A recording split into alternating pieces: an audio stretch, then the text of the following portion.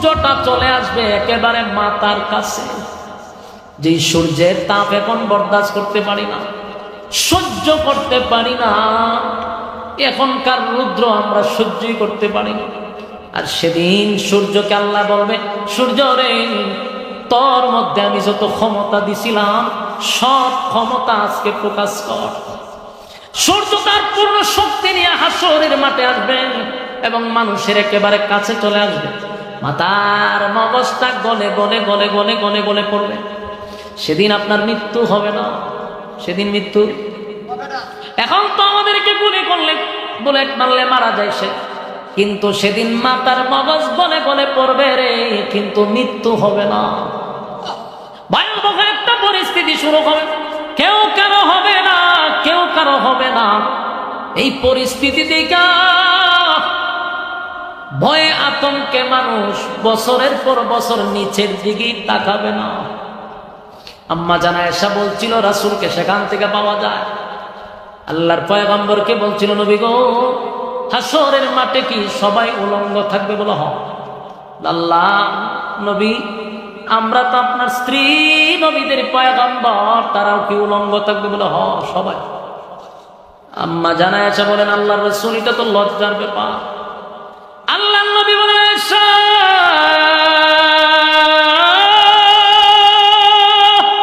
এমন একটা মাঠ যেই মাঠে লজ্জা নাই, তুমি তোমার লজ্জাস্থান তো দূরের কথা, কেউ কারো লজ্জাস্থানে তাকাবে না বছরের পর বছর।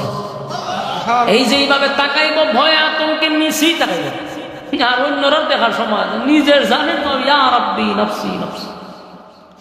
ভয়াবহ পরিস্থিতি হবে। মরণ নাই রে, যদি মরণ থাকতো তাহলে তো মরে যেতাম শেষ, কিন্তু আর মরণ নাই। মরণ নামক বস্তুটার আল্লাহ মেরে দিল, আর মরণ নাই। ভয়াবহ পরিস্থিতি হবে। সূর্যের আলোতে মানুষের মগজ গলে পড়ে যাবে, পানির পিপাসায় জিহ্বাটা বাহির হয়ে যাবে, মানুষ পাগলের মতো ছুটতে থাকবে। সবাই মিলে আদম নবীর কাছে যাবে, গিয়া দেখে আদম নবী নিজেও আল্লাহর তর্জন গর্জন শুই না, নিজেও বলতেছে, ইয়া রাব্বি নফসি, আল্লাহ আমার কি উপায় হবে? যুবক ভাইরা, দিলের কান লাগায় কথাগুলি শ্রবণ করেন, একটু কল্পনা করেন, চোখটা বন্ধ করে নিজে নিজে একটু কল্পনা করেন কতটা ভয়ানক হবে। যেই মানুষগুলা চুইটা গেছে আদম নবীর কাছে, প্রথম মানুষ, প্রথম নবী, আই নবীর কাছে গিয়ে আমরা কিছু বলি, নবী আমাদের জন্য আল্লাহর কাছে সুপারিশ করবে। কিন্তু ঘটনা হলো, গিয়া দেখবে আদম নবী ইয়া রাব্বি নফসি নফসি বলতে থাকবে, মালিক আমার কি উপায় হবে, আমার কি উপায় হবে? আল্লাহ সেদিন এমন ভাবে তর্জন গর্জন দিতে থাকবে। যুবক ভাইরা, দুনিয়াতে আল্লাহর নাম হলো রহমান, রহমান দয়ালু। আল্লাহর দুনিয়াতে দয়া মায়ার কোনো অভাব নাই। এত গুনাহ করি, সাথে সাথে আল্লাহ আমাদেরকে ধ্বংস করে না। এর একটা কারণ হলো রহমান নামের গুণে, রহমান নামের গুণে আল্লাহ আমাদেরকে ধ্বংস করে না। সেদিন আল্লাহ রূপ নিবে, কাহার রূপ নিবে। কথা বুঝতেছেন? মায়া দয়া থাকবে না। সেদিন আল্লাহ হুঙ্কার দিবে, বারবার হুঙ্কার দিবে, আর বলবে, পৃথিবীর রাজা বাদশারা কোথায় রে? দুনিয়ার জমিনে বেড়াগিরি দেখাইছ, দাঁড়া আমি আল্লাহর সামনে কথা বল। কেউ কথা বলার সাহস পায় না, তর্জন গর্জন শুই না। আদম নবী বলবে, আল্লাহ আমার কি উপায় হবে, আমার কি উপায় হবে? মানুষ গেছিল আদম নবীর কাছে গিয়ে, উনি নিজে আল্লাহর ভয়ে তরতর করে কাঁপতেছে, কথা বলার সাহস নাই। নূহ পয়গম্বরের কাছে গিয়া দে, উনিও চিৎকার দেয়, ইয়া রাব্বি নফসি নফসি নফসি। ইব্রাহিম খলিলুল্লাহ, আল্লাহর বন্ধু, অসংখ্য পরীক্ষায় যিনি উত্তীর্ণ, আল্লাহ যার উপরে খুশি, সেই ইব্রাহিম খলিলুল্লাহ পর্যন্ত বলবে, ইয়া রাব্বি নফসি, আল্লাহ আমার কি উপায় হবে? মূসা কালিমুল্লাহ আল্লাহর সঙ্গে কথা বলে গো, আল্লাহ যদি বলে একটা, মূসা কয় পাঁচটা, অতিরিক্ত বাড়াইয়া কথা বলে। আল্লাহর সঙ্গে তার বড় সম্পর্ক, বারবার আল্লাহর সঙ্গে কথা বলে। সেই মূসা কালিমুল্লাহ হাসরের মাঠে বলবে, ইয়া রাব্বি নফসি নফসি, আল্লাহ আমার কি উপায় হবে, আমার কি উপায় হবে? তর তর করে কাঁপতে থাকবে। গোটা হাসরের ময়দান এমন ভয়ানক অবস্থা শুরু হবে, কেউ কারো হবে না। মানুষ পাগলের মতো ছুটতে থাকবে, আর দৌড়াইতে থাকবে কার কাছে গেলে রে আজকে আমরা বিপদ থেকে উদ্ধার হব। দৌড়ায়া যায় ঈসা পয়গম্বরের কাছে। ঈসা পয়গম্বর বলে ইয়া রাব্বি নফসি নফসি। কেউ কারো হবে না, কেউ কারো হবে না। মানুষ কারো দিকে ছুটে যায়, কেউ কারো হয় না। ইয়াউমা ইয়াফিরুল মারউ মিন আখিহি ওয়া উম্মিহি ওয়া আবি ওয়া সাহিবাতিহি ওয়া বানি। মা তার সন্তানের পরিচয় সেদিন দিবে না, বাবা তার সন্তানের পরিচয় দেয় না। বলুন এই মুসিবতের দিনে কেমনে কয় রে ফিররা সুপারিশ করব? এইভাবে যে মানুষকে ধোঁকা দিতে দিতে দিতে দিতে মরিদান বাড়াইছে, এই গাঁজাখুরগুলারে বয়কট করতে হবে। ইমান চুর, ইমান চুর, ইমান চুর, ইমান চুর। এই মানুষ সম্পদ হারাইলে সম্পদ পাওয়া যায়, সম্পদ যদি কেউ ডাকাতি করে পাওয়া যাবে, বেঁচে থাকলে আবার সম্পদ অর্জন করা যাবে। কিন্তু ইমান চোরেরা যদি ইমান নিয়ে যায় রে, আর বেঈমান হইয়া যদি কবরে যান, উপায় থাকবে না, উপায় থাকবে না। আমার যুবক ভাইরা, আল্লাহর কসম, আল্লাহর কসম, আল্লাহর কসম, কোন পীররা সেদিন সুপারিশ করার কোন অনুমতি পাবে দূরের কথা। আল্লাহর সামনে দাঁড়াইয়া নবীরা এই কথা বলতে পারে না। শুধুমাত্র কেবলমাত্র আমার আপনার নবী, জুরে কোন সুবহান। আমার আপনার নবী, সমস্ত নবীরা যেখানে বলবে ইয়া রাব্বি নফসি, আমার কি উপায় হবে গো? আমার নবী সেদিন ওই জায়গায় দাঁড়ায়া বলবে, নিজের জন্য নবীর কোনো চিন্তা নাই। নবী বলবে ইয়া মুহাম্মদ কামা বারাকতা আলা ইব্রাহিম ওয়া আলা ইন্নাকা হামিদুম মাজিদ। জিকির বাতিল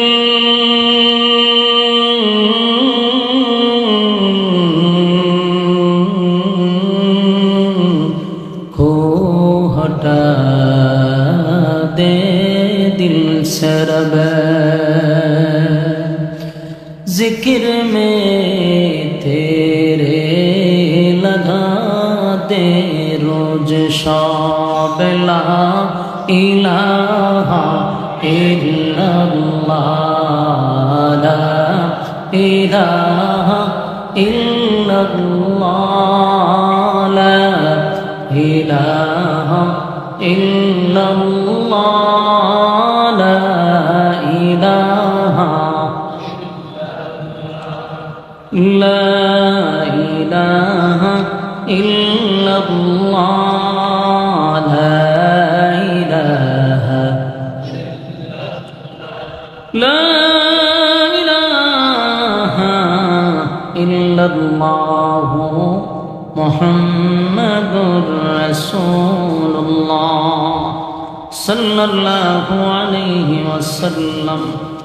আলহামদুলিল্লাহ, বাজেশ্বরা উত্তর পূর্বপাড়া মহল্লাবাসীর উদ্যোগে আয়োজিত ইসলামী মহাসম্মেলনের সম্মানিত সভাপতি হজরত মাওলানা মুফতি লুৎফুর রহমান সাহেব আজকের মাহফিলে আলোচনা করেছেন আমার অত্যন্ত মহব্বতের স্নেহের বড় ভাই হজরত মাওলানা জাইনাল আবেদিন জগৎ সারি সাহেব, নায়েবে মুহতামিম রওজাতুল উলুম আদর্শ ইসলামী মাদ্রাসা সুলতানপুর।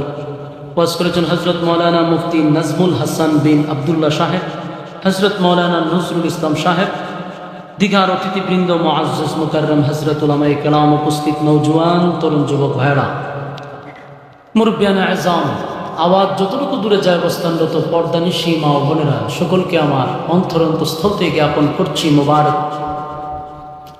সবটুকুন শুকরিয়া আল্লাহ সুবহান মহিয়ান গরিয়ান সর্বশক্তিমান আল্লাহ পাকের জন্য, যে রব্বে করিম আমাদেরকে মুসলমানের ক্লান্তি লগ্নে ফিতনা ফাসাদের যুগে দুনিয়ার সমস্ত ফিতনার থেকে হেফাজত করে দ্বীনি এক মজলিসে আলেমদের সহবতে আসার এবং বসার তৌফিকটুকু রব্বে করিম আমাদেরকে সুস্থ অবস্থায় দিয়েছেন। শুকরিয়া আদায় করছি আলহামদুলিল্লাহ। লক্ষ কোটি দুরুদ এবং সালাম আল্লাহর সৃষ্টির প্রধান আকর্ষণ জনাবে মুহাম্মদুর রাসূলুল্লাহ সাল্লাল্লাহু আলাইহি ওয়াসাল্লামের উপর। সম্মানিত সুধী, দীর্ঘক্ষণ সময় ধরে আপনারা বসে আছেন। আপনাদের ধারণাটা যেন আমার প্রতি খারাপ না হয় এই জন্য আমি বলছি, আপনাদের পোস্টারে আমার নামের পিছনে লেখা বয়ান বাদ এশা।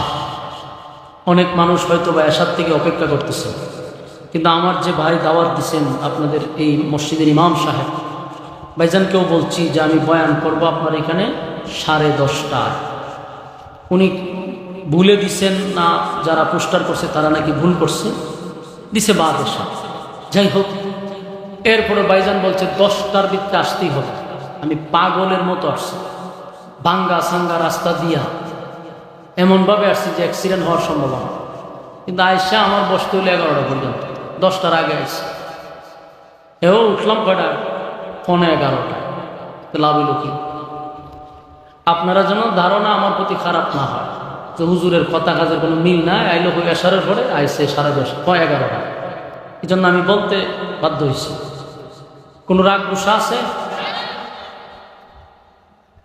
এরপরও সবচেয়ে বড় কথা হলো, এত রাত পর্যন্ত অপেক্ষা নিয়ে আপনারা মৌমাছির মতো বসে আছেন, আরামের ঘুম হারাম করছেন, সবচেয়ে নিম্নমানের বিছানায় আপনারা বসছেন।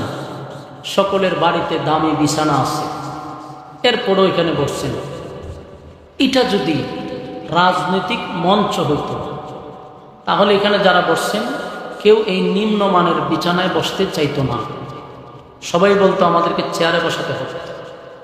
চেয়ার না দিলে যারা চেয়ারে বসছে আর চেয়ারও ভাঙা টেঙে সব পুরা করে নিত। ঠিক নেই?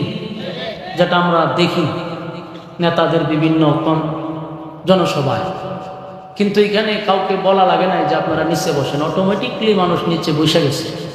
সমস্ত অহংকারকে নিচে রেখে আপনারা উদারতার পরিচয় দিয়ে নর্মাল বিছানায় বসছেন। তাও প্রচণ্ড গরম। কমিটি আপনাদের জন্য সুন্দর ব্যবস্থাপনা করছে, যদিও ফ্যান যারা মাঝখানে বসেন একটু বাতাস পাইতেছে। এরপরও এইভাবে একজনের সাথে আরেকজন লাইগা বসলে শরীরের তাপেও শরীর হিট হয়। আল্লাহ রাব্বুল আলামিন আপনাদের এই মেহনতকে, এই কোরবানিকে আল্লাহ দুনিয়া আখিরাতের জন্য কবুল করুক, আমিন। সম্মানিত সুধী, রাস্তাঘাটে দোকান পাটে যেই সমস্ত ভাইয়েরা অনর্থক অকারণে নিষ্প্রয়োজনে বেহুদা সময় নষ্ট করতেছেন, বিনয়ের সাথে বলবো প্যান্ডেলে চলে আসুন। অনেক মানুষ রাস্তাঘাটে দেখলাম ঘর থেকে বাহির হয়েছে মাহফিলের উদ্দেশ্যে। মা বাবাও বাচ্চাদের মাথায় টুপি টাপি দিয়া সুন্দর করে বিদায় করছে, যাও ওয়াজ শূন্য আসো। কিন্তু হে অত বড় নাফরমান, মা বাবার কাছে ওয়াদা দিয়ে আসছে মাহফিলে যাই, কিন্তু আয়াত দুগান আড্ডা মারে, হয় না মজা খায়, গল্প করে, আড্ডা মারে, মোবাইল টিপে। এইটা কইরা বয়ানের শেষে বাড়িতে ওয়াজ শুনেছি। মা বাবা তো মাসাল্লাহ আমার ভুলা ওয়াজ শুনেছে, কিন্তু হে যা আকাম কুকাম করে গেছিল তার জানে না। তা আমার প্রশ্ন হইল, আজরাইল যদি আমাদের জান কবজ আগামীকালকে না করে, মানে আমরা যদি বাচ্চা থাকি, এই আড্ডা মারার সুযোগ আছে না নাই? ওমা বাচ্চা থাকলে আমরা মারতেন না? আমরা যেটা অভ্যাস, যেটা খাসলত, প্রতিদিন আড্ডা মারা, সময় অপচয় করা, এটা আপনার নিয়মিত, আপনার এটা আপনার অভ্যাস, এটা তো কালকেও করতে পারবেন যদি আপনার আজরাইলে না ধরে। যেহেতু বাচ্চা আছেন, তাহলে আজকে মাহফিলটাতে বসে যান। কেন? আগামীতে বাচ্চা থাকলেও কালকে বসতে পারবেন না। মাহফিলটা কি কালকে হইব? তাহলে বাচ্চা থাকলে মাহফিলে বসতে পারবেন না, বাচ্চা থাকলে গল্প করতে পারবেন, আড্ডা মারতে পারবেন। তাহলে আজকের জন্য সমস্ত আড্ডা গল্প বাদ দিয়া এই দ্বীনি মজলিসে আমরা বসে যাই। যতক্ষণ বসা থাকবেন নাজালাত আলাইহিমুস সাকিনা, উপর থেকে সাকিনা রহমত নাজিল হবে। যতক্ষণ প্যান্ডেলের ভিতরে থাকবেন গুনাহ হবে না, এটাই সম্ভব। প্যান্ডেলের বাহিরে গেলে গুনাহ হবে, এটাই সম্ভব। তাহলে কি বুঝাইল? গুনাহমুক্ত পরিবেশে আমরা বসছি। আলহামদুলিল্লাহ কি বাড়ি গিয়ে হবে জাহানজাটা কইবার এটা হইলিবে। আমরা গুনাহমুক্ত পরিবেশে বসছি, যেখানে বসলে কোনো গুনাহ হবে না, এবং ফেরেশতাদের একটা মজলিসে বসছি, আলেমদের সহবতে বসছি।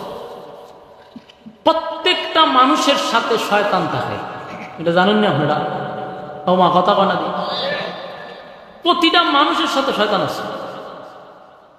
আপনার সাথে যদি থাকে 10টা, তাহলে জগৎ সারি সাহেবের সাথে আছে 20টা, আমার সাথে আছে 5টা, বেশি হইতে পারে। কারণ যে যত বেশি বড় তার সাথে শয়তানও বেশি থাকে। ওমা, কথা কানা হুজুর কেড়ে। কারণ আপনাদের সাথে যদি একটা থাকে তাহলে বুঝবেন আমার সাথে 10টা আছে। তাহলে আপনার থেকে আমার সাথে শয়তান বেশি কেড়ে, এর একটা কারণ আছে। আপনার সাথে যে শয়তানটা থাকে এটা একটা, এই এক শয়তানে আপনারা রাস্তা খারাপ করে মোতায় এলায়। বাস্তব বুঝি না অবাস্তব? আপনারা আওয়াজে বোঝা যায় আমি আপনার রূপে অপবাদ দিতেছি। এক শয়তানের রাস্তা খারাপ করে মোতায় দেয়, এর মুতে ধরছে খারিয়া মুতে দিতেছে, কিন্তু শয়তান একটা।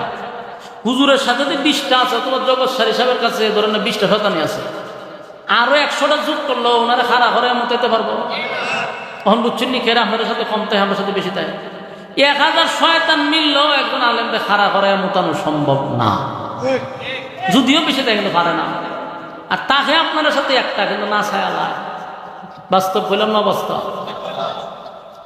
এই জন্য এখানে যে বসছেন, শয়তান প্রত্যেকের সাথে আছে, কিন্তু এখানে যে বসছেন এমন শয়তান লিখেছে এই মজলিসে তো শয়তান বসতে পারবে না। দিনী মজলিসে শয়তান বসতে পারে না। তাহলে আমাদের সাথে যে শয়তানটা কি গেছে গা?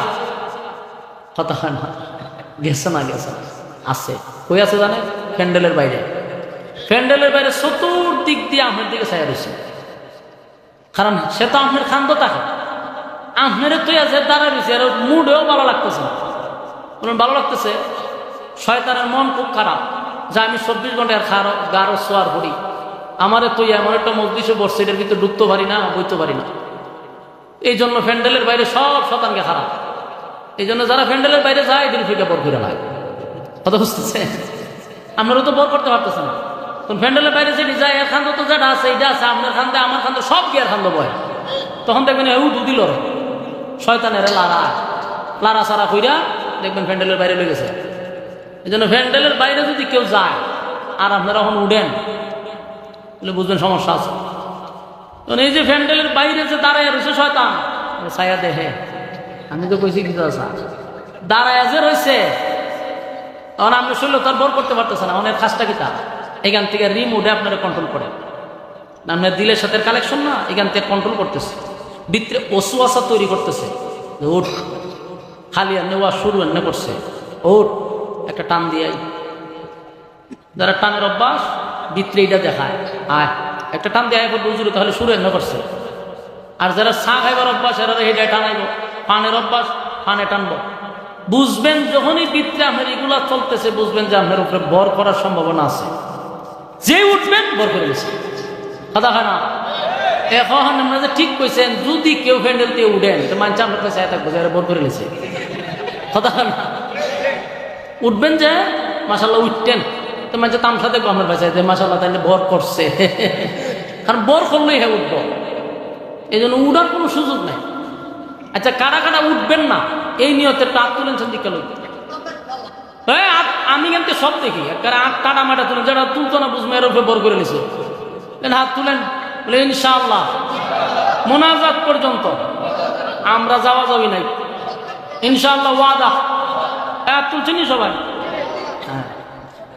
আরেকটা ফেসে বসছেন, ওয়াদা বর খেলাপ করা কিসের ফাসলা? জোরা কেন? এখন যে আপনি উঠতে যাইবেন, কিতা হইয়া যাইবেন, তা আপনি যাইবেন, আমি স্লোগান দেবো কেটা যায় রে, সবাই ভাবেন মুনাফিক যায়, মান সম্মান থাকবো নি। কথা কেন? মান সম্মান বাঁচানোর জন্য আপনাকে বসে থাকতে হবে। কথা এখন ঠিক নেই। আর যদি কোনো জোর আমার ইজ্জত নেই, আমি একটা বেজ্জিত লোক, তো আপনার সাথে কোনো ওয়াজ নাই, জানবা আছেন তো ইনশাল্লাহ? আল্লাহ কবুল করুক, আমিন। সম্মানিত সবই, আমরা কথা না বলি, আমি আপনাদের সামনে কোরআনের 99 নম্বর সূরা, এই সূরাটা কমপ্লিট আপনাদের সামনে আমি তেলাওয়াত করছি। সূরাটার নাম হইল ভূমিকম্প। বলুন সূরাটার নাম কি? বাংলা অর্থ হইল ভূমিকম্পের সূরা। আর সূরাটার নাম হলো সূরা জিলজাল, এর অর্থ হইল ভূমিকম্প। তাহলে বোঝা গেল সূরার ভিতরে একটা ভূমিকম্প আছে। কথা কয় না? ভূমিকম্পর সূরা। তাহলে আমরা আজকে আলোচনা করব ভূমিকম্প নিয়ে। শুনতে রাজি আছি? ভূমিকম্পের সূরা। এই বিশ্ব পরিস্থিতির পরিসমাপ্তি আল্লাহ একদিন ঘটায়া দিবে। বিশ্বাস হয়নি? হয়েও আপনারা কিন্তু ব্রাহ্মণবাড়িয়ার লোক, এটা জানেননি? হ্যাঁ, আওয়াজ কিন্তু ময়মনসিংহের হইতেছে। মেহরবানি করে আপনারা যে ব্রাহ্মণবাড়িয়ার লোক, এটা একটু দেখাই দিতে, খালি ঠেড়া মেডা লইয়া বাইরে দেখাই দিত না। আপনারা যে বিপ্লবী লোক, আওয়াজ দিতে পারেন, এটা বুঝাই দিতে। আর নাইলে আমি বুঝবো যে আমি ময়মনসিংহে ওয়াজ করতেছি। ময়মনসিংহে আমার প্রচুর ওয়াজ, ওখানকার মানুষ সরল বেশি। এরারও যদি আওয়াজ দেন সুবহানাল্লাহ কম, কোনো ভাবই কইতে পারে না। আর বেশি জোরাজুরি করলে উত্তর দালা হুজুর আপনি কোয়ান, আমি কয়তাম, খুব বিরক্ত হয়। তাই আমরাও চিন্তা করি যে কোনো লাভ হইতো না, আমরা মতো আমরা ওয়াজ করি। কিন্তু ব্রাহ্মণবাড়িয়া তো এটা বিপ্লবী, আওয়াজের জন্ম আপনারা দিচ্ছেন, তখন আপনারা যদি আওয়াজ না দেন তা আমরা আওয়াজ দিই মুখে মনে রাজি আছে তো ইনশাআল্লাহ। এই এখন বোঝা যায় ট্যাঙ্ক কাটতে বেড়ান মিছিল করে বাবারে বাবা, মাশাআল্লাহ। আপনারা আওয়াজ দিতে হবে। আসুন, এই সূরাটা কোরআনের 30 পারা এবং সূরাটা নাম্বারের দিক দিয়ে 99 নম্বর সূরা। এই সূরাটার নাম হলো সূরা জিলজাল। এই সূরাটির নামের অর্থ হলো ভূমিকম্প। তাহলে ভূমিকম্প হবে, প্রত্যেকটা মানুষের উপরে একটা ভূমিকম্প হবে, একটা বড় একটা ছোট। কিয়ামত কয় প্রকার?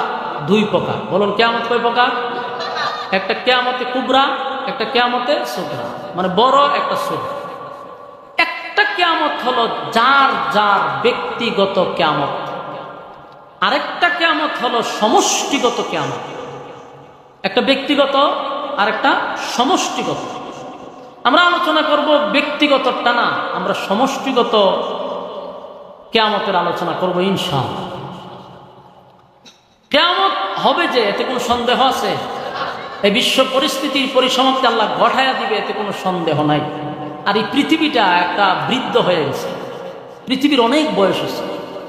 কিয়ামতের আলামতের মধ্যে একটা আলামত হলো সমস্ত নবিকুলের সম্রাট নবী মুহাম্মদুর রাসূলুল্লাহ সাল্লাল্লাহু আলাইহি সাল্লাম দুনিয়াতে আগমন করাটাই হলো কিয়ামতের আলামত।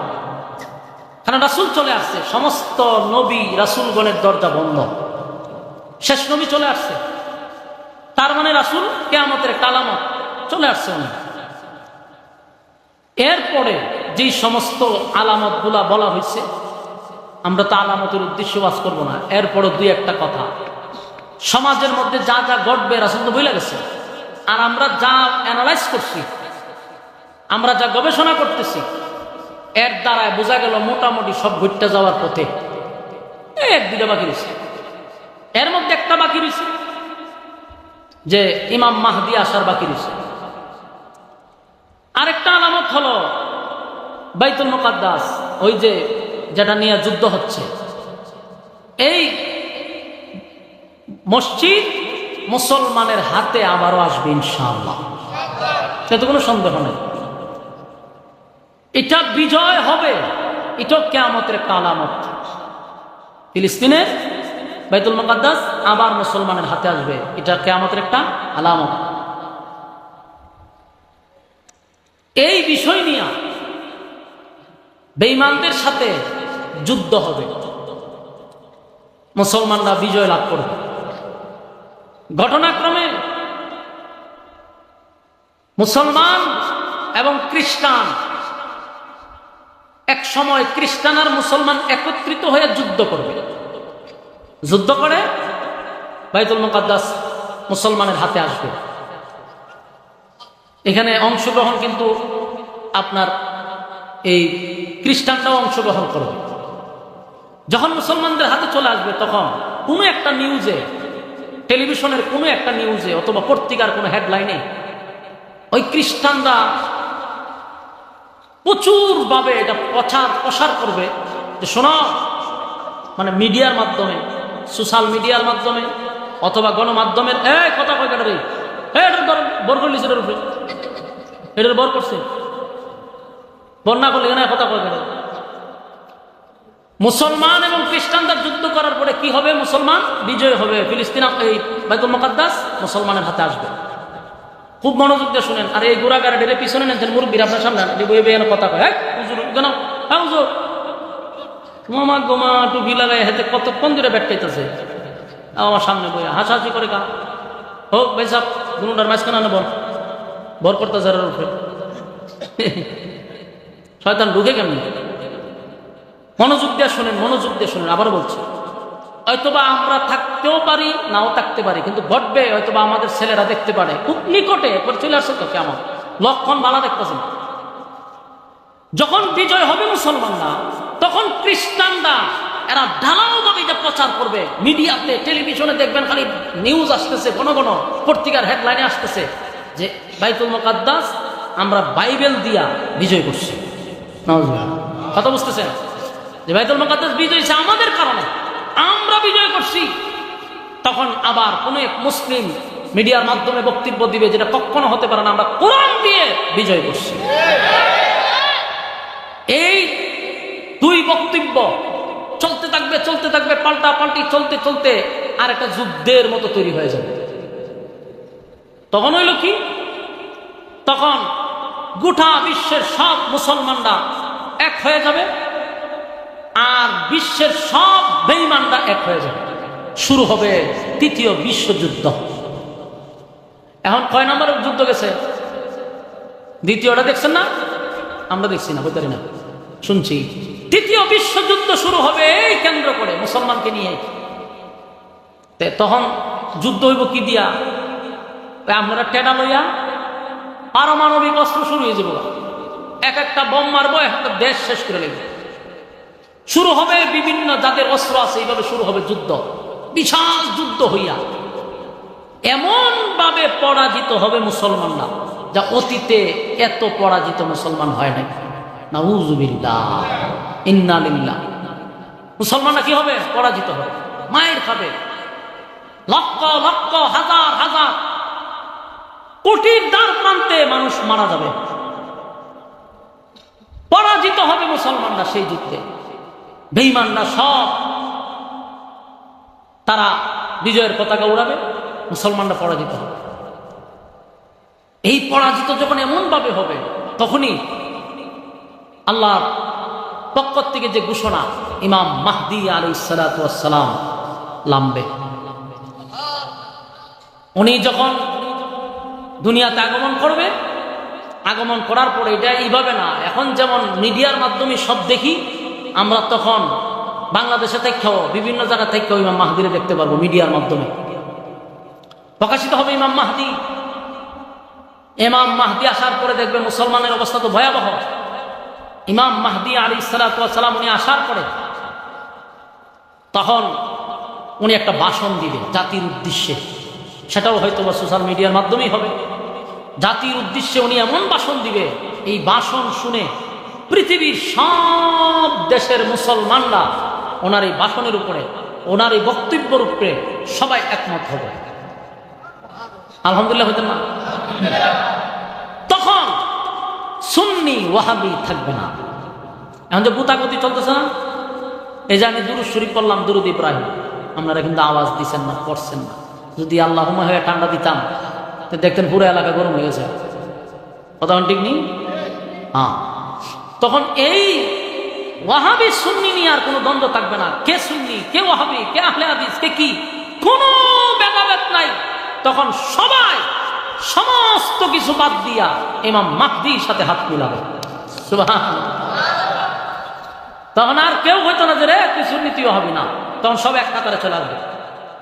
ইমাম মাহদী আলাইহিস সালাতু ওয়াস সালাম উনি সারা বিশ্বের মানুষ এই ভাষণ শুনে সবাই ওনার সাথে একমত হবে। উনি আসার পরে একটা বাহিনী গঠন করবে, সেই বাহিনী গঠন করে যুদ্ধের প্রশিক্ষণ দিবে, অস্ত্র চালানোর প্রশিক্ষণ দিবে। তখন তার তরবারি দিয়ে যুদ্ধ হইতো না, এখনকার তরবারি যুদ্ধের দিন আছে, এখন সব উপরে দিয়ে মারে। প্রেক্ষাপট অনুযায়ী যুদ্ধ চলবে। তখন ট্রেনিং দিবে, বিভিন্ন দেশের মুসলমানরা এক হয়ে যাবে। ইমাম মাহদী তখন এই যুদ্ধ শুরু করবে। যুদ্ধ হবে মাত্র 4 দিন। বলুন যুদ্ধ হবে কয়দিন? 4 দিন যুদ্ধ হবে। প্রথম দিন যেদিন ইমাম মাহদী যুদ্ধে অংশগ্রহণ করবে, মনে করেন একটা এমনি বলতেছি শুধু বুঝার জন্য, মনে করেন 100 জন লোক লয়ে গেল, 100 জন তো থাকবে না, লক্ষাধিকও থাকতে পারে, কিন্তু 100 জনের মধ্যে প্রায় 85% মতো লোক শাহাদাত বরণ করবে। এখানে আরেকটা বিষয় আসছে, এই জায়গায় আরেকটা বিষয় আসছে যে প্রথম দিন প্রায় 85% লোক পলায়া যাবে, মানে মুনাফিকি করবে। আমার কথা বুঝতেছেন? যুদ্ধের জন্য তারা প্রস্তুতি নিছে ঠিক, কিন্তু অংশগ্রহণ করার সময় পলায়া চলে যাবে। আল্লাহ রাসূল ভবিষ্যৎবাণী দিচ্ছে, যারা ওই ইমাম মাহদীর সঙ্গে যুদ্ধে অংশগ্রহণ করার কথা বলে পলায় আসছে, এদেরকে আল্লাহ কখনো মাফ করবে না।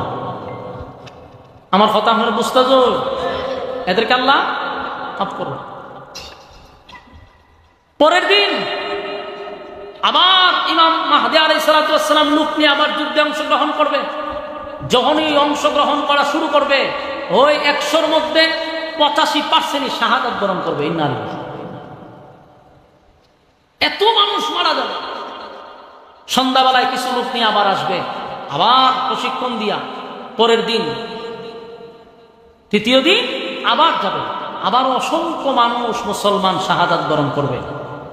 যারা শাহাদাত বরণ করতেছে, আল্লাহ রাসূল এটাও বলে গেছে, ইমাম মাহদীর সঙ্গে যারা যুদ্ধে অংশগ্রহণ করে শাহাদাত বরণ করবে, তাদের শাহাদাতের মর্যাদা বদরের মর্যাদা দেওয়া হবে। সুবহানাল্লাহ, কি শরম করে বলতে? শাহাদাতের মর্যাদা দেওয়া হবে। তৃতীয় দিন অনেক মানুষ মারা গেল। চতুর্থ দিন একেবারে লোক খুব কম। এই কম সংখ্যক লইয়া আবার যুদ্ধ শুরু করছে। কার সাথে জানেন? গোটা বিশ্বের সাথে, সমস্ত পৃথিবীর সব বেঈমানদের সাথে যুদ্ধ শুরু হয়েছে। এখন এক আমেরিকার ঠেলা আমরা সহ্য করতে পারি? কথা কয় না? আমেরিকার ঠেলা সহ্য করতে পারি না। এক আমেরিকার সাথে বিশ্বের কেউ লাগতে চায় না। আর সেই সময় ইমাম মাহদীর নেতৃত্বে গোটা পৃথিবীর সব বেঈমান, রাশিয়া বলেন, এরপরে আমেরিকা বলেন, চীন, জাপান বলেন, ভারত বলেন, সব বেঈমানরা একজোটে মুসলমানদেরকে শেষ করার জন্য যুদ্ধ শুরু করবে।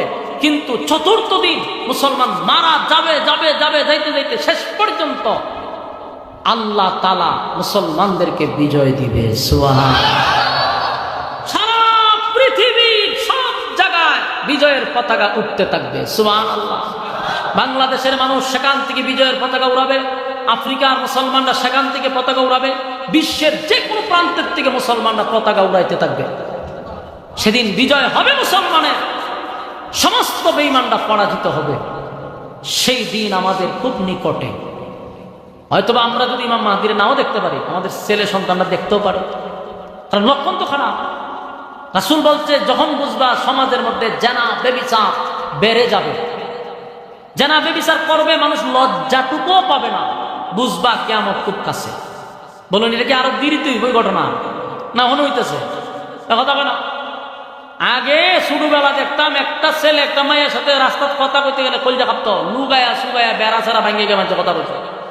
আর ওখানে ওপেন রাস্তার মধ্যে দাঁড়ায় একটা আর একটা খায়, আর কয়টা আমার বয়ফ্রেন্ড, এটা হয় আমার গার্লফ্রেন্ড। লজ্জা শরম নাই। কুত্তা কুত্তি যেমন বাথরুম আসে শরম পায় না, এখনকার ফুলা আর মাইয়ার কোনো শরম নাই। আবার যদি একজন মুরব্বী দেহে বিচার দেন, বলে চাচা দেখছেন না খাবারটা, বাধ্য এটা এনজয়। মুরব্বীও হয় কিতা এনজয় এনজয়, এটা এক বয়সে বলা মানে করো। বুঝবেন কিয়ামত আয়া বসে। কিয়ামত লজ্জা শরম বলতে কিছু নাই। বাস্তব বুঝিন অবস্থা। মহিলারা রাস্তায় নেমে যাবে অর্ধউলঙ্গ অবস্থা, দেখে আরো পর হইব না লামছে। দেখেন না কত নাটক চলতেছে, ভাইরালের রোগে ধরছে, আয়া কেক বিক্রি করে রাস্তা। হাসা সিংলা আছে না, ফটফট ফটফট করে বাইরে নিয়ে যেত। এই নষ্টামি ভষ্টামি শুরু করছে দেশটার মধ্যে। কেড়ে দিবে সকল মিডিয়া সিটে এখানে যায়, আধ্যাত্মিক কোন মিশিং থাকতো, জেনা ব্যভিচার চলে না এমন একটা গ্রাম হয়তো বা বাংলাদেশের কোথাও পাওয়া যাবে না। 68,000 গ্রাম যদি হয়, 68,000 গ্রামে জেনা ব্যভিচার চলতেছে। কিয়ামত কাছে না দূরে? ভয়াবহ এক পরিস্থিতি। আগে মা বাপে গিয়া বউ দেখতো, মায়ে গিয়া দেখতো, বাবিরা দেখতো, অহন ফুলায় রাস্তা দেনে দিকে খায় পরে আমরা দুজনে একটু দেখা দিয়ে করি, কোন দিয়ে লই ভরে ঘুরিয়ায় ভরে বেড়া হয়ে পড়ে দুটা দিক কে কথা বাড়িতে সিদ্ধান্ত নিন। হুমায়ুন সিস্টেম কি আগে আসছিল? তো কেমন আচ্ছা এই সমস্যা সম্মানিত শুধু বিরক্ত হইতে যায়। বাস্তব চিত্রগুলো যদি তুললেই না ধরেন বুঝবেন কেমনে যে কেমন আইতেছে। যখনই পাপাচারগুলো আপনার চোখের সামনে পড়বে তখনই বুঝবেন যে হ্যাঁ রে কেয়ামত তো খুব কাছে, কেয়ামত চলে আসছে, ভয়াবহ এক পরিস্থিতি হবে। আল্লাহ হয় যখন জমিনে পাপাচার শুরু হয়ে যাবে, এই যে ইমাম মাহদী আলাইহিস সালাম যখন বিজয় হবে তখন গোটা পৃথিবীতে ইসলামের জয় হবে, খুব সুন্দর চলবে। এরপরে না দাজ্জাল আইব, দাজ্জালটাকে ধ্বংস করবো ঈসা আলাইহিস সালাম, এরপরে ইয়াজুজ মাজুজ সবাই। এরপরে 40 বছর পর্যন্ত দেশের মধ্যে এত শান্তি হবে, গোটা পৃথিবীতে সব জায়গায় ইসলাম, সব জায়গায় ইসলাম, শান্তি জান্নাতি পরিবেশ থাকবে। এরপরে আবার শুরু হবে নোংরামি, এত নোংরামি শুরু হবে আল্লাহ বলনেওয়ালা আর থাকবে না। তখন আল্লাহ হইব যে আমি এই জমিন খম্বক্তের জন্য রাখছি না, আল্লাহ বলনেওয়ালাদের জন্য জমিন টিকায় রাখছিলাম। আল্লাহ বলনেওয়ালা যেহেতু নাই, আল্লাহ বলবে ইসরাফিল বাঁশি বাজা, দিব বাঁশি বাজাই। এই আল্লাহ বলে ইযা যুলজিলাতিল আরদু জিলজালাহা, জমিনের মধ্যে একটা ভূমিকম্প শুরু হবে। কোন রাওয়ায়াতে আসছে 2 বার, কোন জায়গায় আসছে 3 বার, মানে ফু দে দিব সিঙ্গা। এটাকে আরবিতে বলা হয় সুর।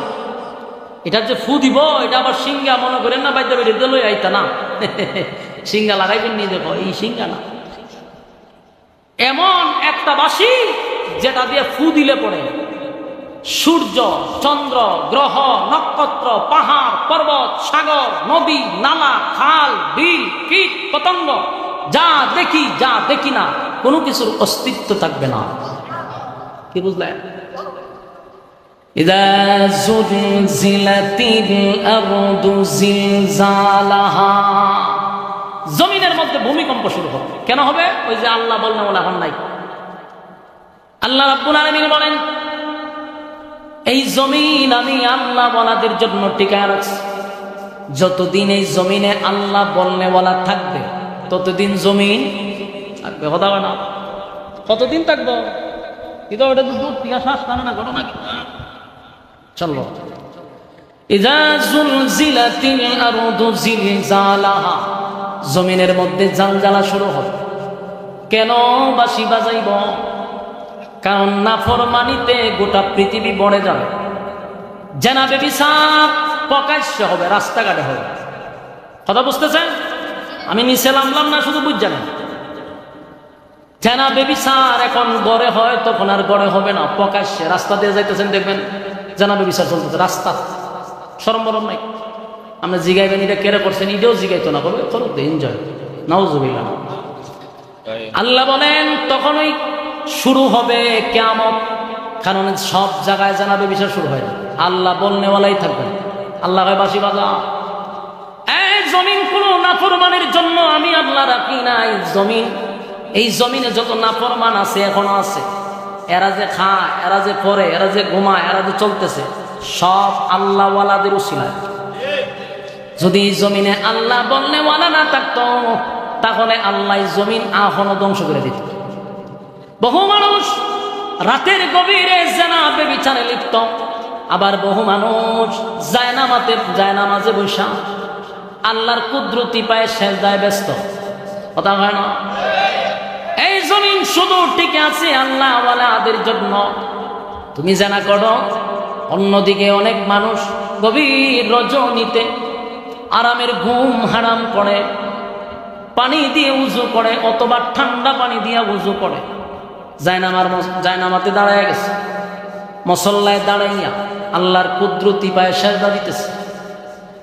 এই সেজদার কারণে, চোখের পানির কারণে আল্লাহ জমিন টিকা রাখছে। যেদিন এই জমিনে আল্লাহ বলনেওয়ালা থাকবে না, আল্লাহ বলেন ইসরাফিল সিংহায় বাঁশি বাজা।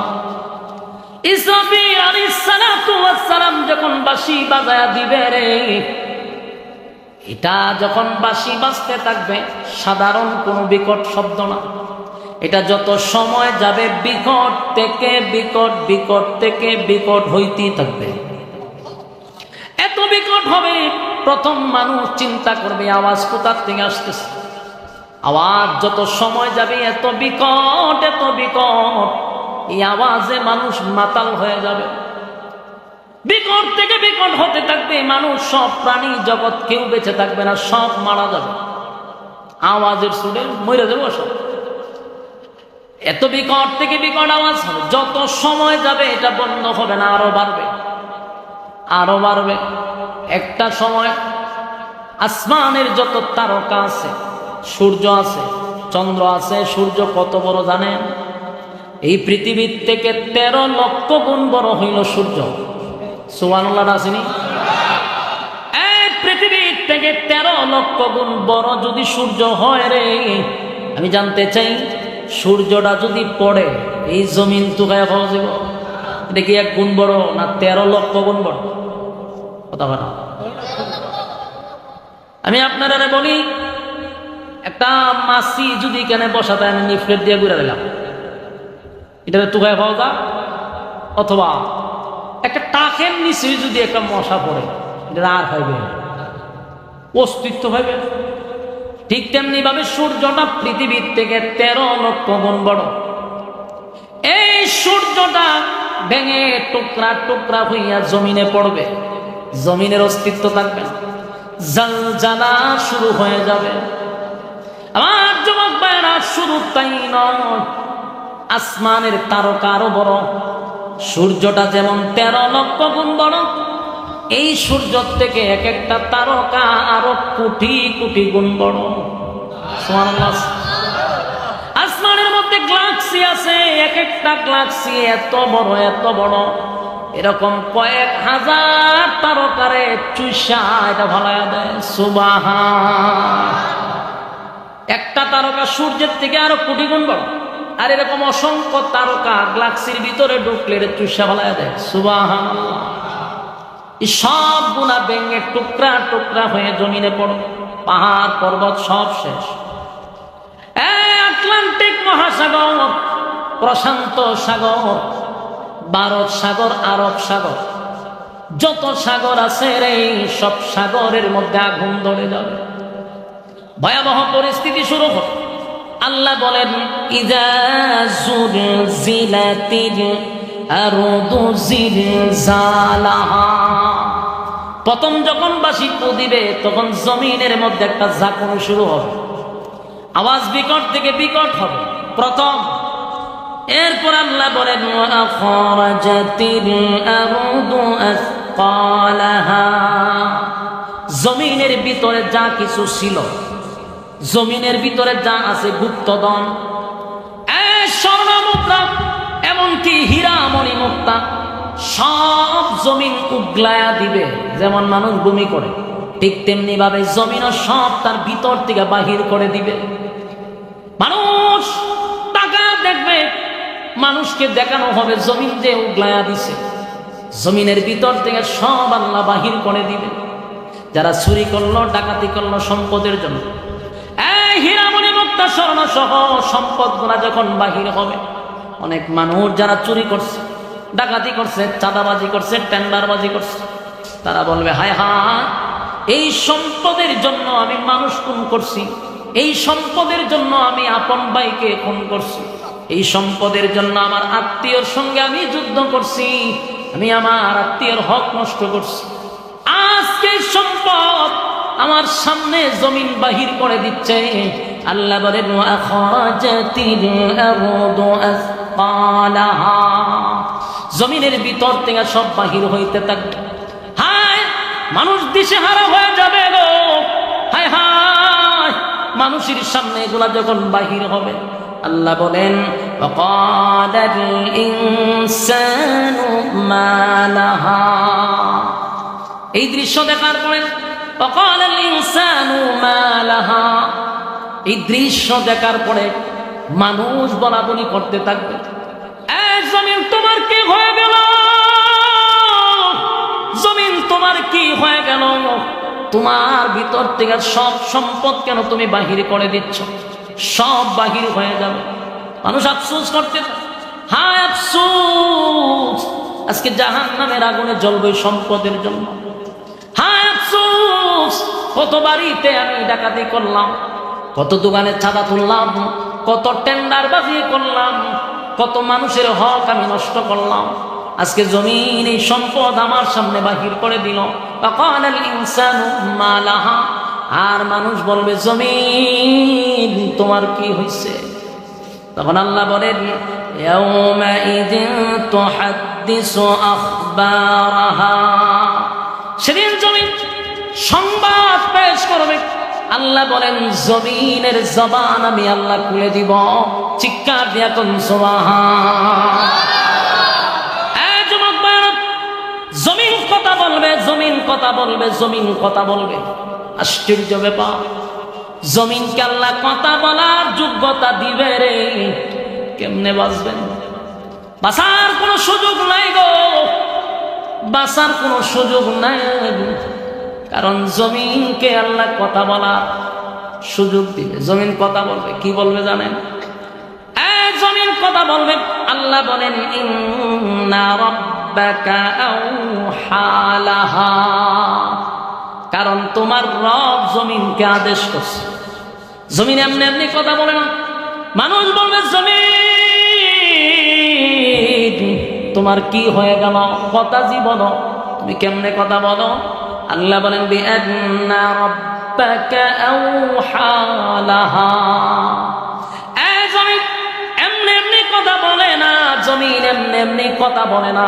জমিনকে অর্ডার দিছে তিনি কে? আরো জুড়ে ইমানের আওয়াজে বলুন কে?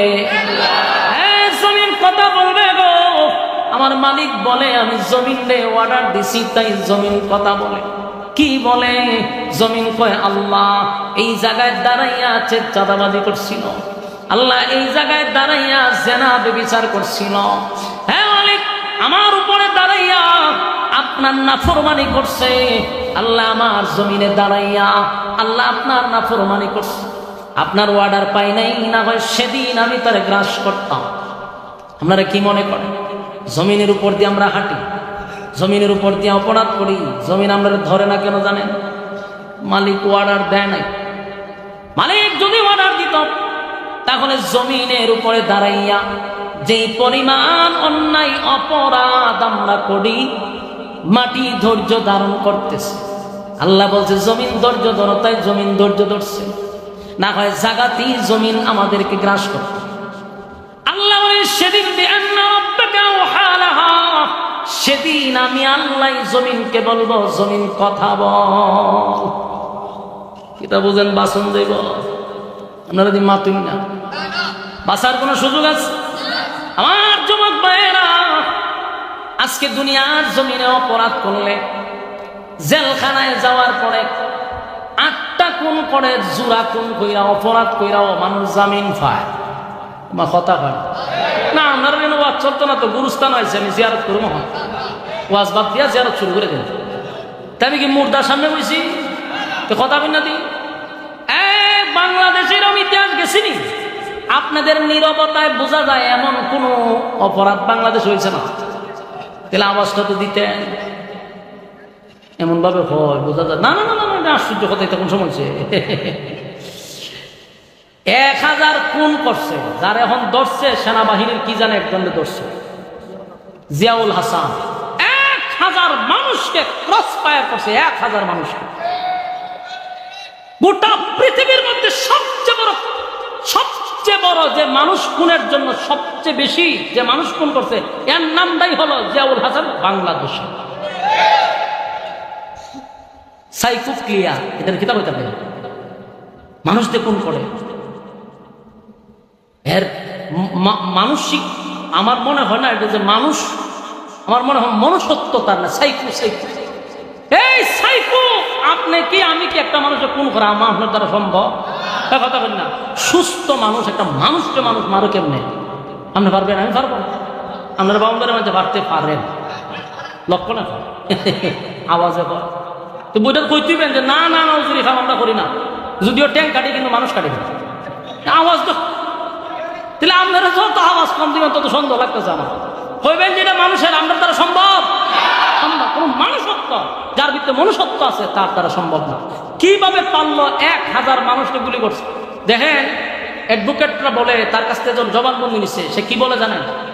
হয় গুলি করার পরে যে রক্তটা হাতে লাগে এটা বলে তার খুব ভালো লাগতো। সে কি মানুষ না জানোয়ার?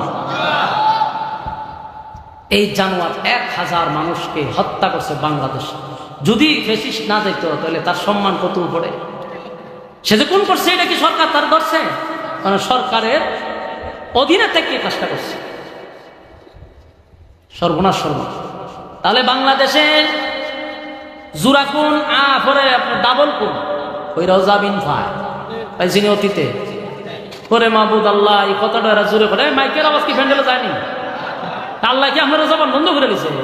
দিমুনে তো করে একটা যাবে বন্ধ হইয়া তাহলে আওয়াজ দেন এইরকম হয়েছিনি। 100টা কোন করো জামিন কিভাবে পায়? কারণ বড় ভাই আছে, ছোট ভাই আছে, বড় নেতা আছে, ছোট নেতা আছে। কোন দিছে? এটা আমার লোক ছেড়ে দিছে। দুনিয়ার জমিনে অপরাধ করার পরে তারে ধরার পরে বড় ভাই ফোন দেয়, ছোট ভাই ফোন দেয়, অমুকে ফোন দেয়, তমুকে ফোন দেয়, আমার দলের লোক। সাথে সাথে তার জামিন হয়। আর নির্দোষ আলেমরা বছরের পর বছর জেলে থাকার পরেও জামিন হয় না, নির্দোষের জামিন হয় না। আর ওই সমস্ত খুনিদেরকে মানুষ জেলখানায় নিয়েও এসির ভিতরে ঢুকায় রাখছে।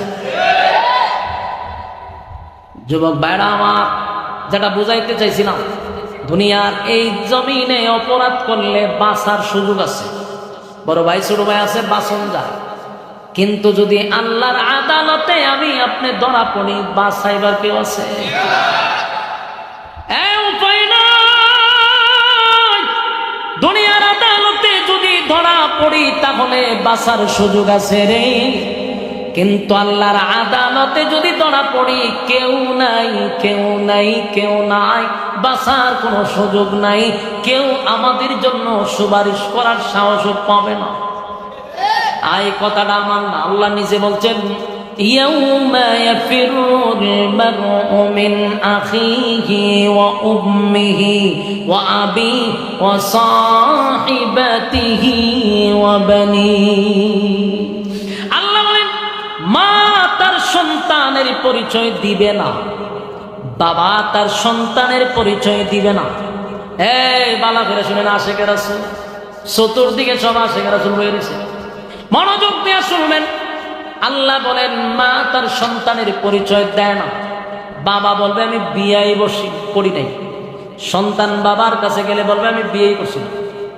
মাও বলবে আমি চিনি না। কেন জানেননি? যদি সন্তান আমার কাছে একটা নেকি চায়, তাহলে আমি কোথা থেকে রে একটা নেকি দিব? তাই মা সন্তানকে ভালো করে চিনার পরেও বলবে আমি চিনি না। এখন আমার এই আয়াতের অর্থ বলেন, আল্লাহ কি কইছে?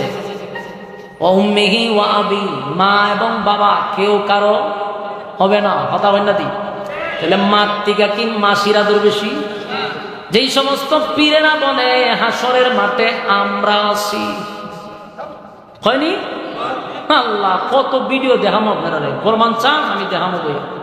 ডাইরেক্ট কয় হাসরের মাঠে সুপারিশের জন্য টেনশন নাই, আমরা আছি। ডাইরেক্ট কয়।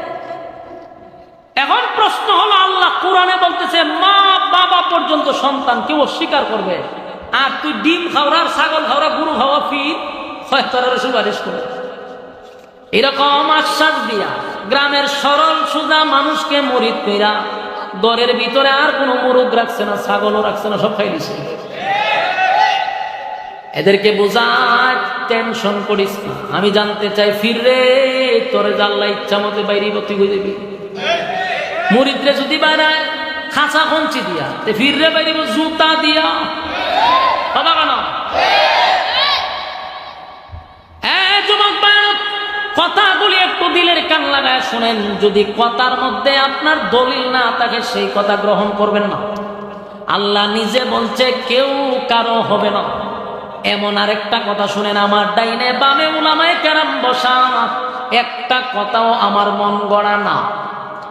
আল্লাহ বলেন, আল্লাহ নবী নিজে সাহাবায়ে কেরামদেরকে বলছে, শোনো, আদম থেকে নিয়া ঈসা রূহুল্লাহ পর্যন্ত সমস্ত নবী রাসূল আমাদের আকীদা অনুযায়ী মাসুম।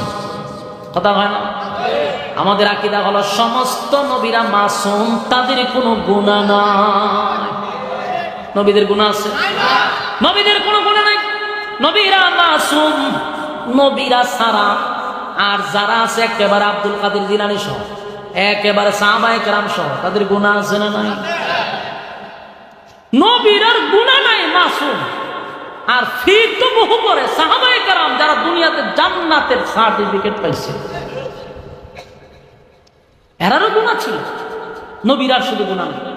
সে আদম আলাইহিস সালাতু ওয়াস সালাম থেকে লইয়া ঈসা রূহুল্লাহ পর্যন্ত সমস্ত নবী রাসূল মাসুম হওয়া সত্ত্বেও আল্লাহর এই তর্জন গর্জন দেখা সমস্ত নবীরা বলবে ইয়া রাব্বি নফসি। আমার যুবক ভাইরা, ইসরাফিল আলাইহিস সালাতু ওয়াস সালাম যখন তৃতীয় বাঁশি বাজায়া দিবে, মানুষগুলা কাদা মাটির নিচ থেকে উলঙ্গ অবস্থায় উঠে দাঁড়াবে। কথা বুঝতেছেন? যে আল্লাহ প্রথমবার আমাদেরকে সৃষ্টি করলো, সেই মালিক দ্বিতীয়বার আবার পুনরায় আমাদেরকে জীবিত করবে। কথা হয় না দিক? সেদিন ইসরাফিলের সিংহার ফুকের আওয়াজে দ্বিতীয়বার সিংহায় ফুক দিলে মাটির নিচ থেকে, কাদা মাটির নিচ থেকে উলঙ্গ অবস্থায় মানুষগুলা আবার দাঁড়াবে। দাঁড়ানোর পরে মানুষ ছুটতে থাকবে হাসরের মাঠে। সেদিন হাসরের মাঠে একটা তর্জন গর্জন হবে, ভয়াবহ পরিস্থিতি হবে গো। সূর্যটা চলে আসবে একেবারে মাথার কাছে, যে সূর্যের তাপ এখন বরদাস্ত করতে পারি না, সহ্য করতে পারি না। এখনকার রৌদ্র আমরা সহ্যই করতে পারি না।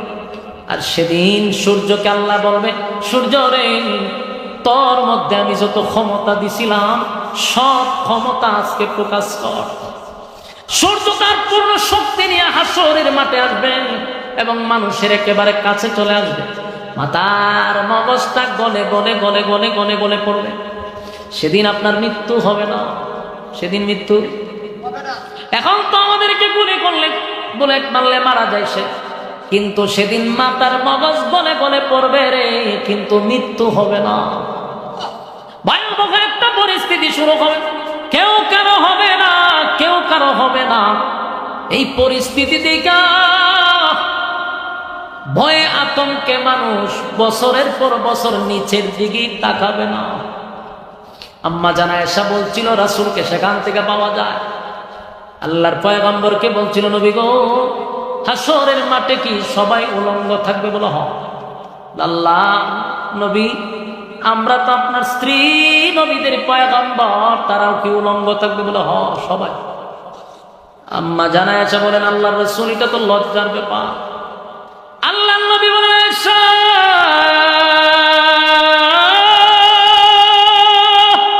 এমন একটা মাঠ, যেই মাঠে লজ্জা নাই, তুমি তোমার লজ্জাস্থান তো দূরের কথা, কেউ কারো লজ্জাস্থানে তাকাবে না বছরের পর বছর।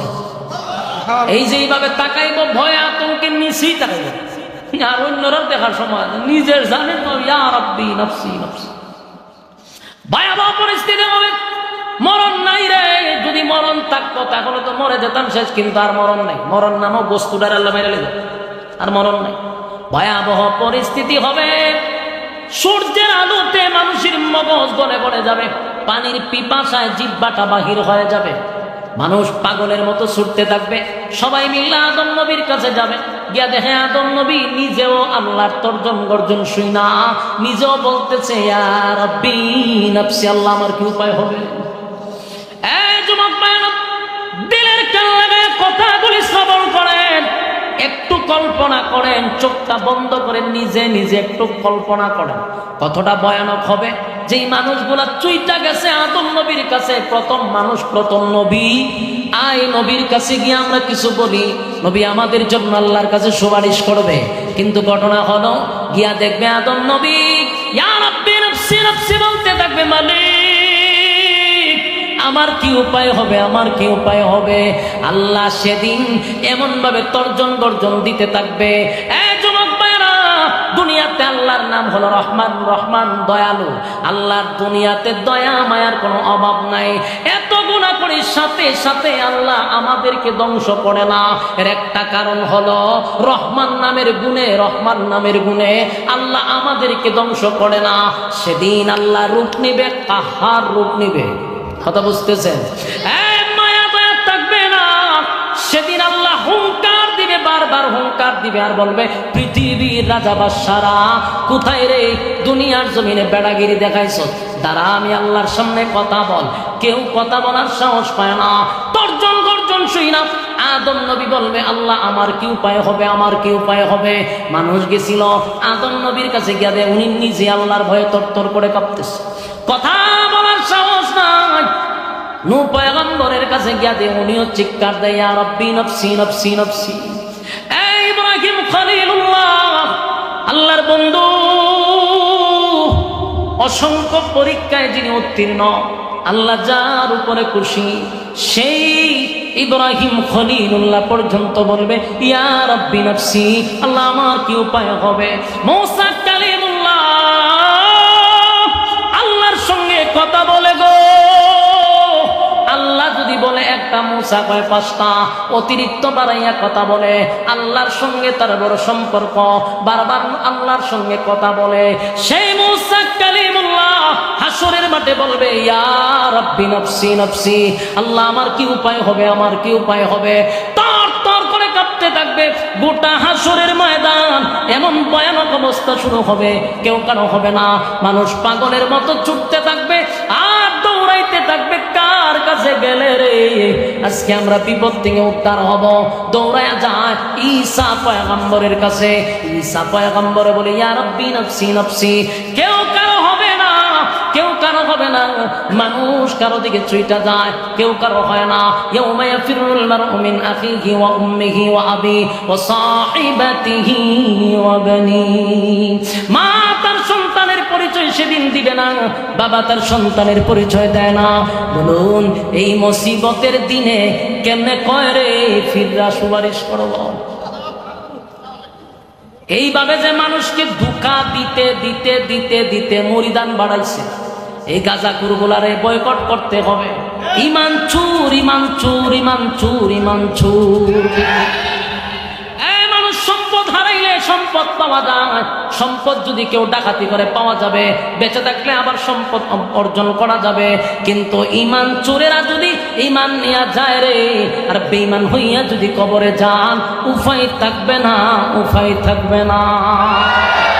আমার যুবক ভাইরা, আল্লাহর কসম, আল্লাহর কসম, আল্লাহর কসম, কোন পীররা সেদিন সুপারিশ করার কোন অনুমতি পাবে দূরের কথা, আল্লাহর সামনে দাঁড়াইয়া নবীরাই কথা বলতে পারে না।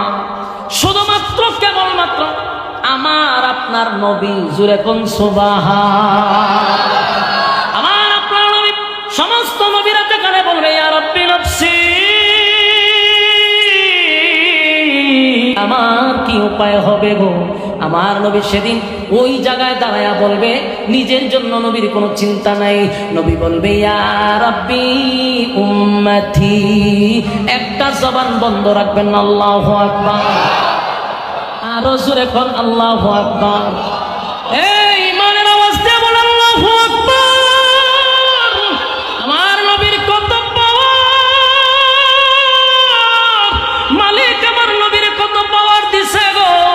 আমার নবী সেদিন হাসরের মাঠে দাঁড়ায়া বলবে ইয়া রাব্বি উম্মতি উম্মতি উম্মতি, আল্লাহ আমার উম্মতের কি হবে, আল্লাহ আমার উম্মতের কি হবে?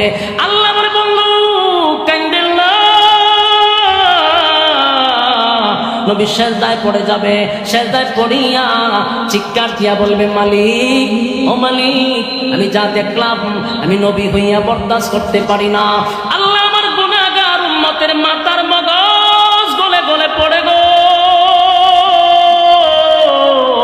মাথার মগজ গলে গলে পড়ে। আল্লাহ আমি নবী হইয়া বরদাস্ত করতে পারি না, নবী হইয়া সহ্য করতে পারি না। আপনি রহমান হইয়া কেমনে সহ্য করেন? আল্লাহর কুদরতি পায় নবী কান্না শুরু করে দিবে, এত কান্না নবী শুরু করবে। আল্লাহ তখন ডাক দিয়া বলবে, হাবিব দুনিয়ায় বড় কাঁদছেন আপনি, আজকে আপনার কান্নার জায়গা নয়, আমি আপনারে খুশি করব। দুনিয়াতে সুসংবাদ জানাইছি, ওয়ালা সাউফা ইউতিকা রাব্বুকা ফাতারদা। আল্লাহ বলেন যতক্ষণ না পর্যন্ত আপনি খুশি না হবেন, খুশি না হবেন, আমি আল্লাহ আপনাকে দিতেই থাকবো, দিতেই থাকবো, দিতেই থাকবো। জোরে জোরে কোন সুবহান। আর নবী ডাক দিয়ে বলেন, মালিক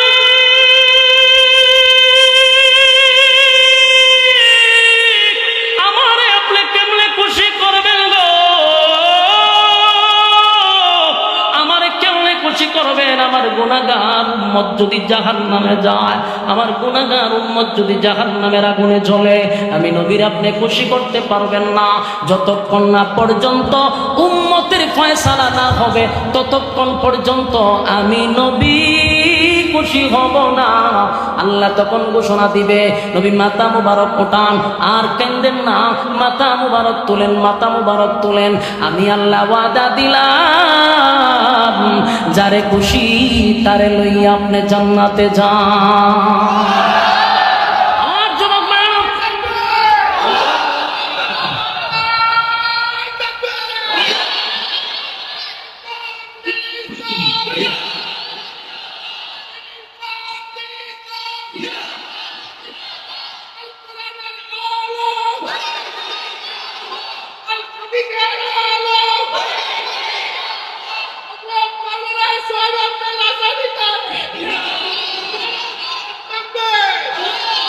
যুবক ভাইরা, এখান থেকে আরেকটা ভুল কথা আপনাদেরকে শোনানো হয়। এই যে বললাম, আল্লাহ বলবে যারে খুশি তারে লইয়া জান্নাতে যান, এই জন্য নবী যারে খুশি তারে লইয়া জান্নাতে যাবে না, এটা মাথায় রাখতে হবে। আল্লাহর হাবিব জান্নাতে নিবে, সুপারিশ করবে, নবীরে সেই ক্ষমতা আল্লাহ দিছে। কোন নবীরে সেই ক্ষমতা আল্লাহ দেয় নাই, কিন্তু আমার নবীরে আল্লাহ সেই ক্ষমতা দিছে। বন্ধু, আজকে সুপারিশের একমাত্র মালিকানা আমি আল্লাহ আপনার হাতে দিলাম। এই যুবক ভাইরা, তাই নবী সবাই রে কিন্তু ধইরা জান্নাতে নিবে এমনটা নয় গো, এমনটা নয়। আল্লাহর নবী তখন তাদেরকেই জান্নাতে নিবে যারা দুনিয়ার জমিনে আমার নবীর তরিকায় জীবন যাপন করছে, নবীর রেখে যাওয়া ইসলাম পালন করছে, নবীর টান টান বাঙ্গা ইসলাম পালন করছে, রক্ত মাখা ইসলাম পালন করছে, আল্লাহর হুকুম অনুযায়ী চলছে, নবীর অনুসরণ অনুকরণ, নবীর এতাআত যারা করছে, আল্লাহর নবী তাদেরকে ধরে ধরে জান্নাতে নিবে। চিৎকার দিয়া কোন সুবহান। সারা জীবন নবীর সুন্নতের খবর নাই, নবীর সুন্নতের খবর নাই, নবীর সুন্নতের খবর নাই, মুখে কোনোদিন দাড়ি নাই, মাথায় টুপি নাই, নবীর দুরূদ নাই, নামাজ নাই, রোজা নাই, পর্দা নাই, বেপর্দায় চললেন, যেমনে মনে চায় এমনি সুদে ঘুষে ডিগবাজি মারলেন। এই সমস্ত লোকরে বুঝি আমার নবী সুপারিশ করব? কথা হয় না? যুবক ভাইরা, এই কথাটাও কিন্তু মাঝে মধ্যে মাহফিলে আপনাদেরকে ডালাও ভাবে প্রচার করে যে আমার নবী সুপারিশ করে সব উম্মতরে জান্নাতে নিবে। নবীর উম্মত তো সবাই তো নবীর উম্মত, কিন্তু উম্মতের মধ্যে যারা নবীর তরিকায় চলছে, নবীর সুন্নাহ অনুযায়ী জীবন যাপন করছে, নবীর রেখে যাওয়া ইসলাম যারা পালন করছে, এমন লোকদেরকে আমার নবী সুপারিশ করে জান্নাতে নিবে। আমার যুবক ভাইরা, আল্লাহর নবী বলেন, যেদিন আমি পানি পান করাবো হাউজে কাউসারের পাড়ে, সেদিনই উম্মতের মধ্যে দুইটা বাঘ হয়ে যাবে। বলুন কয়টা বাঘ হবে? এক, হাবিবে কিবরিয়াকে আল্লাহ একটা নিয়ামত দিছে, হাউজে কাউসার। ইন্না আতাইনাকাল কাউসার, আল্লাহ বলেন নিশ্চয়ই আমি আপনাকে কাউসার দান করলাম। নবীজি যখন কাউসারের পাড়ে দাঁড়ায় গিয়া নবীর বরকতি হাতের পানি এক পেয়ালা উম্মতকে পান করাবে, যারা এক পেয়ালা পানি পান করবে ওই মানুষগুলার কোনোদিন পানির পিপাসা পাবে না, 50,000 বছর পর্যন্ত পানির পিপাসাই লাগবে না। সুবহান।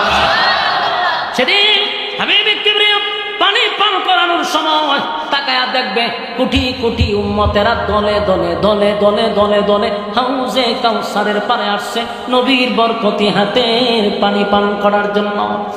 এক কাছে আসার সাথে সাথে যেই মাত্র নবীর সামনে আসছে রে, হঠাৎ করে মাঝখানে একটা পর্দা পড়ে গেছে। নবী উম্মত দেখে না, উম্মতেরাও নবীরে দেখে না। বুঝতেছেন আমার কথা? আল্লাহ নবী চিৎকার দিয়া বলবে, মালিক,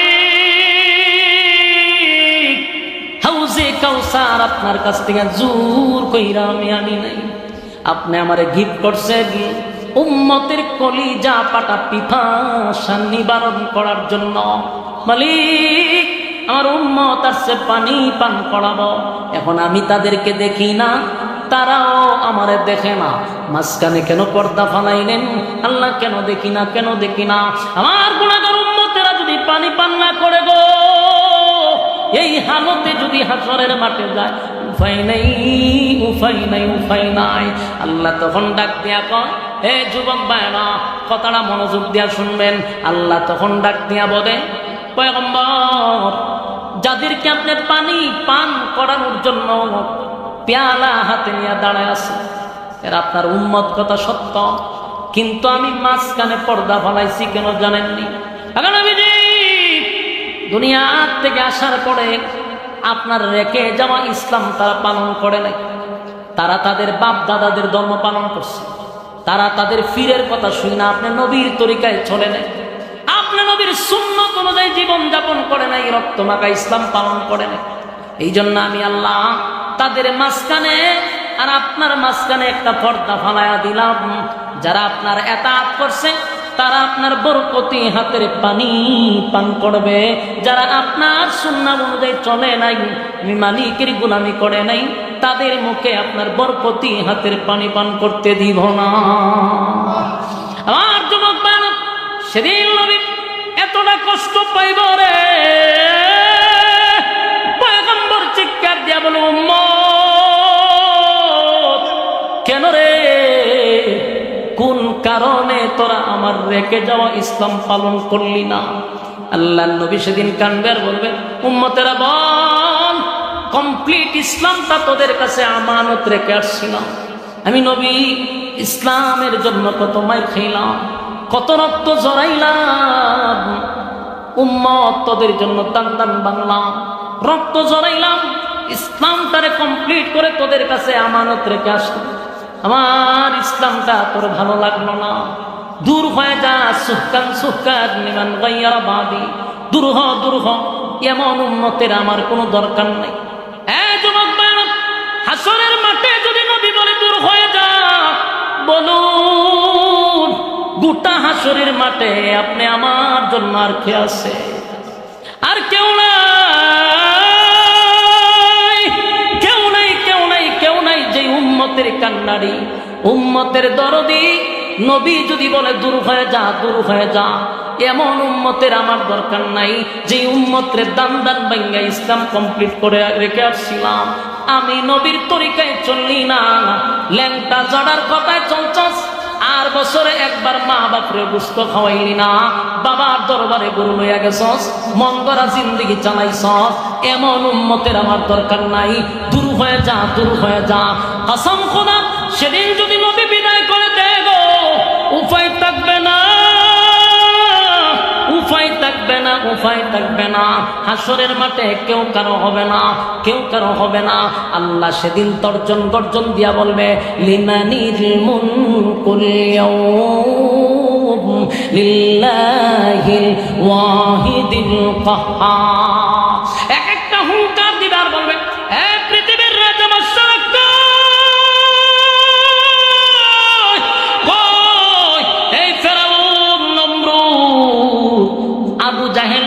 সব জালেমদেরকে আল্লাহ ডাকবে। দুনিয়ায় ক্ষমতা দিছিলাম, চেয়ার দিছিলাম, ক্ষমতা পাইয়া ক্ষমতার অপব্যবহার করছস, আজকে দাঁড়া, আমি আল্লাহ, আল্লাহর সামনে দাঁড়াইয়া ক্ষমতা দেখা। একটা শব্দ আসবে না। আল্লাহ বলবেন রাজত্ব কার বল, কেউ বলবে না, আল্লাহ নিজেই বলবে, লিল্লাহিল ওয়াহিদিল কাহ্হার। আজকে রাজত্ব আমি মালিকের, সুবহানাল্লাহ।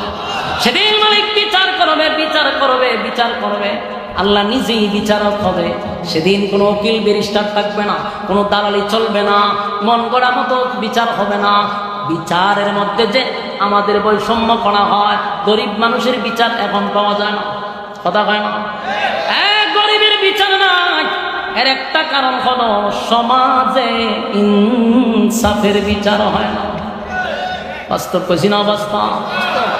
সমাজের কোন জায়গা, গ্রামে গঞ্জে শহরে বন্দরে সালিশে কোর্ট কাছারিতে হাইকোর্টে সব জায়গায় কোথাও ইনসাফের বিচার না। যে গরিব তার তো বিচারই নাই। কথা হয় না? গরিব মানুষের বিচার নাই। আল্লাহ কয় হাসরের মাঠে আমি হব ইনসাফওয়ালা বিচারক। কথা হয় না? সমাজে যেমন ইনসাফওয়ালা বিচারক আসেনি। বিচারের আগে একটা গল্লিপ সিগারেট, বেনসনের সিগারেট পকেটে ঢুকাই দেয়, আর একটা নোট ঢুকায়া দিলে সাথে সাথে দেখবেন গরিব রে ফাঁসায়া দেয়, ধনী রে বাসায়া দেয়। সত্য না মিথ্যা? সত্য কথা।